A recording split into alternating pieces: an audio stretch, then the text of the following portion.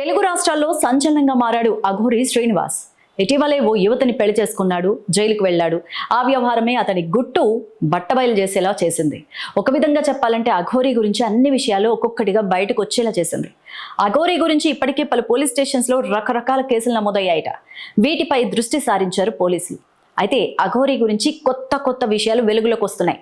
Number plate లేకుండా కారులో ఎలా తిరుగుతున్నాడు, దీని వెనక ఎవరున్నారు, ఆ కారు ఎవరిది అనే దానిపైన లోగుట్టు విప్పే పనిలో పడ్డారు పోలీసులు.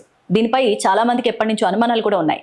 దీనిలో ఊహించని నిజాలు బయటకు వచ్చాయి. లక్ష్మీ కన్స్ట్రక్షన్ పేరిట ఈ కార్ రిజిస్ట్రేషన్ అయింది. తమిళనాడుకు చెందిన ఓ బడా రాజకీయ పార్టీ నాయకుడు అఘోరికి i20 కారుని గిఫ్ట్ గా ఇచ్చాడట. అఘోరికి ఆయన ఫండింగ్ చేస్తున్నాడా అనే దానిపై ఇంకా లోతుగా విచారణ చేస్తున్నారు పోలీసులు. ఈ వ్యవహారంపై తమిళనాడులోని ఆ నాయకుడితో ఫోన్లో కూడా మాట్లాడారట పోలీసులు. అఘోరికి అండగా నిలబడి జైలు నుంచి విడిపించాలని ప్లాన్ చేస్తున్నారట.